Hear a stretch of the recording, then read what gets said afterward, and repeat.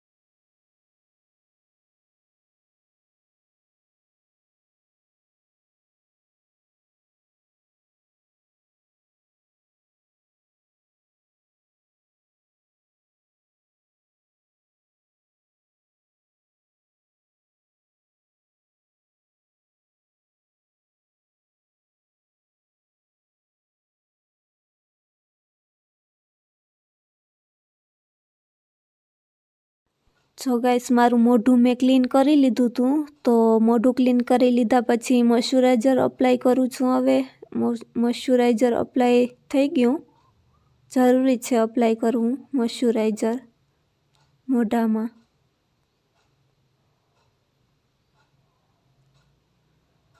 પછી મેં primer apply કર્યું હતું.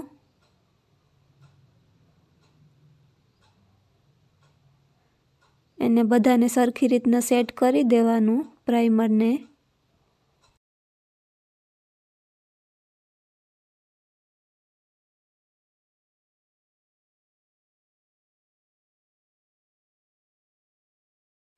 પ્રાઇમર લગાડ્યા પછી હવે કલર કરેક્ટર કરું છું. જ્યાં ડાર્ક સર્કલ્સ હોય ત્યાં હું કન્સીલર અપ્લાય કરતી હતી. તો જ્યાં જ્યાં મારે ડાર્ક સર્કલ્સ હતા ત્યાં મેં કન્સીલર અપ્લાય કર્યું. પછી એને બ્યુટી બ્લેન્ડરથી બ્લેન્ડ કર્યું સરખી રીતે. બ્લેન્ડ કરવું જરૂરી છે. તો બ્યુટી બ્લેન્ડરથી સરખી રીતના સેટ કરી દેવું મોઢામાં, તો આપણું મેકઅપ સારું થાય.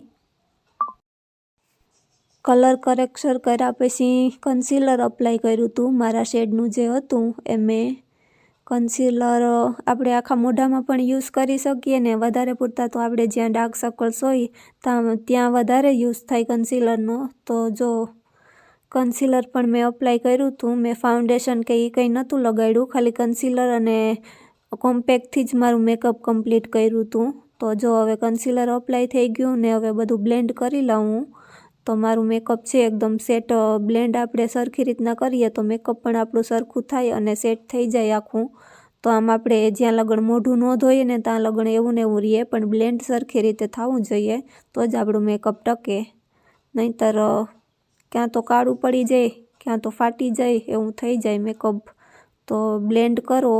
તમે કંઈ પણ વસ્તુ અપ્લાય કરો મોઢામાં, કન્સીલર કે કરેક્ટર કે એ ગમે એ, તો તમારે બ્લેન્ડ સરખી રીતના કરવું બ્યુટી બ્લેન્ડરથી.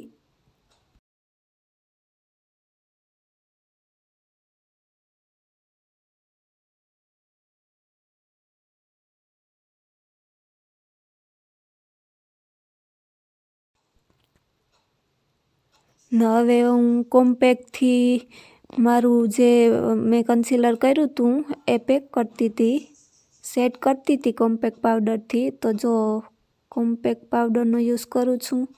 લૂઝ પાવડરનો યુઝ નહોતો કર્યો, મેં કોમ્પેક્ટ પાવડરનો યુઝ કર્યો હતો. તો જો અપ્લાય કરું છું કોમ્પેક્ટ.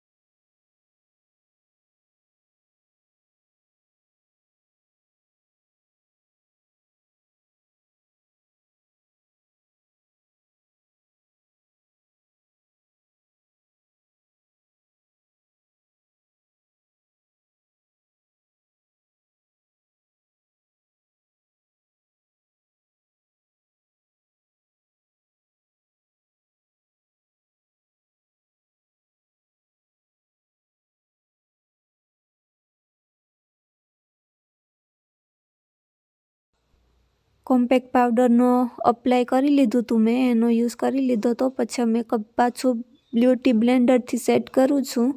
તો તો બ્લેન્ડરથી આપણે બધું મેકઅપ બ્લેન્ડ થઈ જાય એટલે ટેપ ટેપ કરી લેવાનું. ને હવે હું લાઇનર અપ્લાય કરતી હતી. સિમ્પલ લાઇનર અપ્લાય કર્યું હતું મેં. જેલ લાઇનર કે લિક્વિડ લાઇનર કે કંઈ અપ્લાય નહોતું કર્યું. આ પેન્સિલવાળું સિમ્પલ જે આવે એ જ અપ્લાય કર્યું હતું.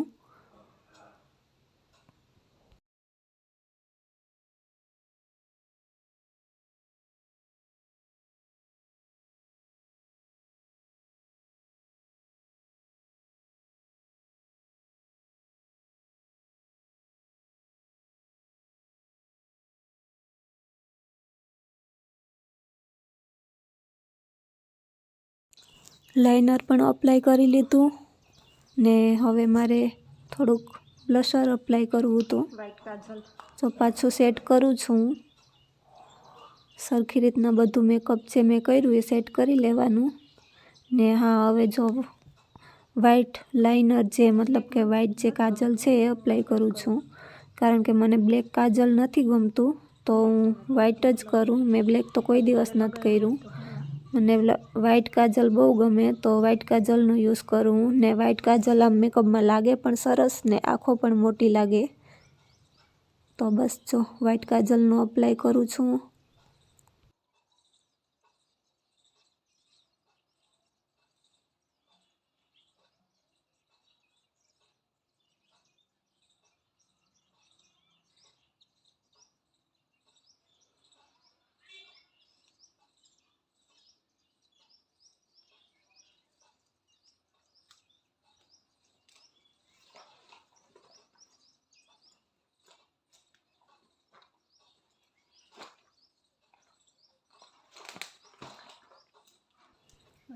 વ્હાઇટ કાજલ લગાડ્યા પછી હવે મસ્કારાનું અપ્લાય કરું છું.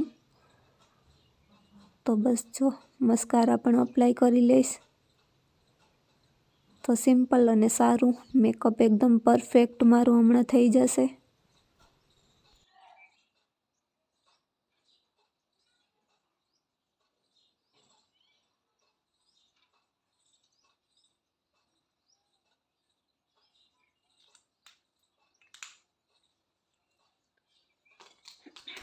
મસ્કારા અપ્લાય કર્યા પછી આમાં લિપસ્ટિકનો અપ્લાય કરું છું. અમારું ફેવરેટ લિપસ્ટિક છે, ખતમ થવા આવ્યું પણ બહુ સારું છે. તો જો હવે મેં લિપસ્ટિક પણ અપ્લાય કરી લીધું. ને મને થોડુંક બ્લશ ગમે તો જો મેં થોડુંક સેજ એવું ના દેખાય એવું બ્લશ અપ્લાય કર્યું હતું. તો જો સેજ એક બ્લશ પણ અપ્લાય કરી લીધું. ને બ્લશ અપ્લાય કર્યા પછી એમ થયું કે થોડુંક હાઇલાઇટર પણ અપ્લાય કરી લઉં. તો સેજ એવું હાઇલાઇટર પણ અપ્લાય કર્યું હતું.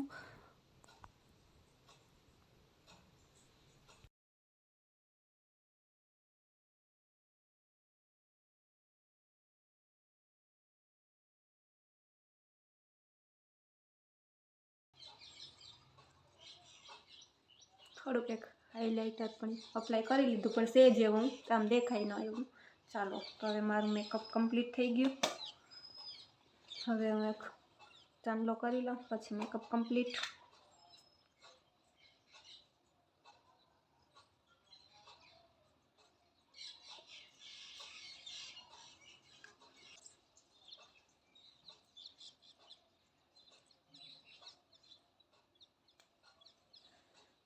ચાલો ગાઈસ, જો અમારું ફાઇનલ મેકઅપનો લુક છે. હવે હું માથું ઓરાવી લઉં પછી પાછું તમને ફાઇનલ આખું બધું લુક બતાવું.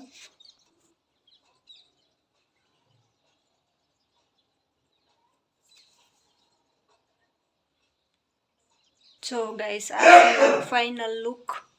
સાડી પણ પહેરી લીધી અને ગળામાં તો મને ગળા નથી ગમતા તો આ ઓક્સોડાઇઝનો જે લાંબો સેટ હતો મારી પાસે એ પહેરી લીધો. તો જો બસ કંઈ જાજુ નથી કર્યું મેં. ફાઇનલ લુક છે મારું, જોઈ લ્યો.